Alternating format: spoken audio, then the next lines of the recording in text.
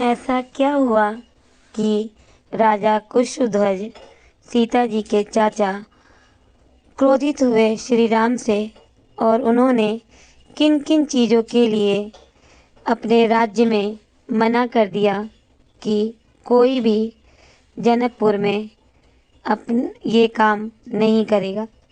नमस्कार, आप सबका मेरे चैनल पर स्वागत है। आज हम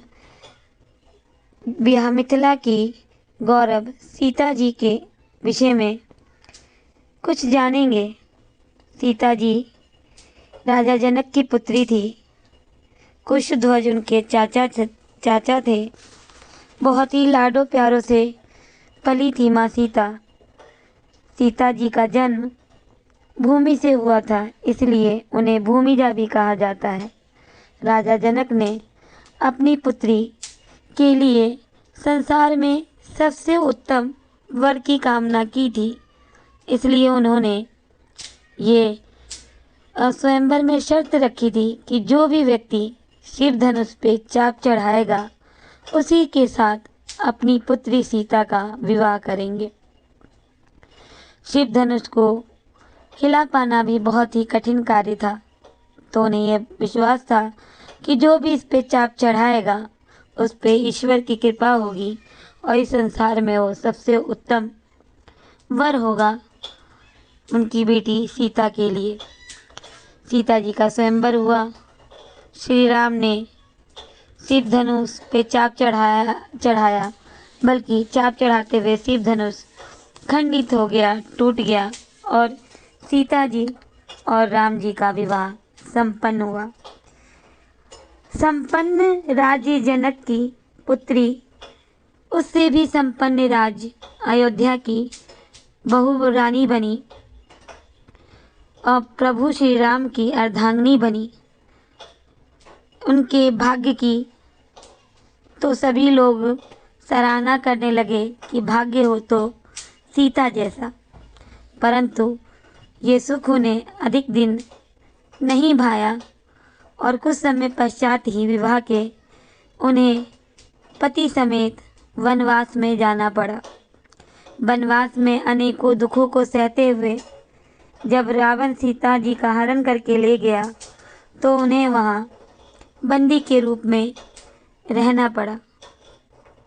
श्री राम ने रावण का वध कर सीता जी को स्वतंत्र कर अयोध्या लाए, परंतु पुनः जब सीता जी गर्भवती थी तो उन्हें प्रजा हित के लिए, प्रजा की प्रसन्नता के लिए श्री राम जी ने, ऐसा कहा जाता है कि त्याग दिया और उन्हें पुनः गर्भावस्था में वनवास जाना पड़ा। कितनी भाग्य की विडंबना है। कोई इस चीज़ की कल्पना नहीं कर सकता कि इतने संपन्न धर्मज्ञ जनक की पुत्री जानकी के जीवन में ऐसा दुख भी आएगा। हालांकि सीता जी को कभी भी श्री राम जी से कोई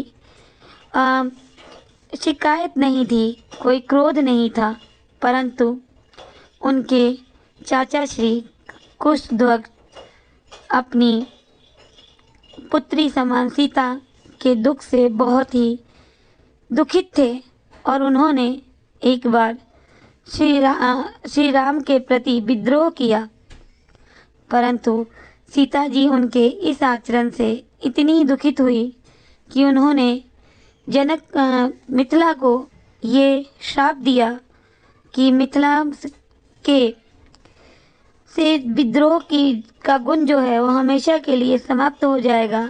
मिथिला वासी कभी विद्रोही नहीं हो पाएंगे।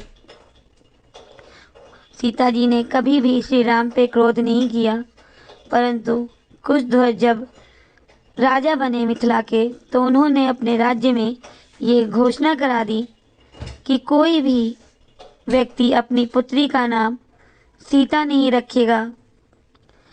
अयोध्या की दिशा में कोई भी व्यक्ति अपनी पुत्री का विवाह नहीं करेगा।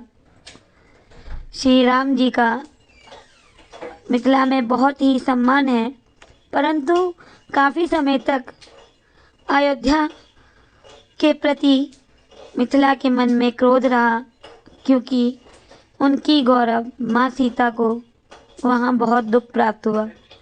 तीर्थों का जब नाम लिया जाता है तो मिथिला में अयोध्या को का नाम उस भावना के साथ नहीं लिया जाता है।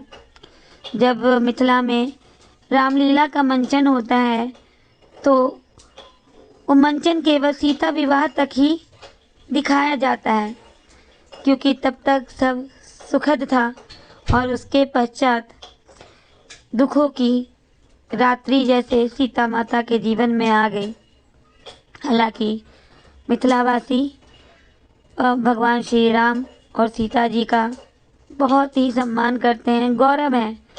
राम जी मिथिला के पाहुन कहे जाते हैं, परंतु कहीं ना कहीं उस समय में मिथिला के मन में श्री राम के प्रति और अयोध्या के प्रति अपने पुत्री के जीवन में आए हुए कष्टों के कारण कुछ रोष अवश्य था।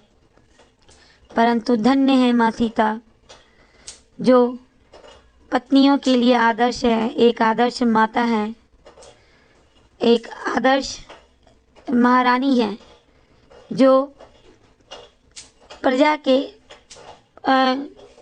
कारण वनवास में बिना पति के कुछ कहे स्वयं ही चली गई घर छोड़ के, ताकि उनके पति का यश जो है कलंकित ना हो। बोलो सियावर रामचंद्र की जय।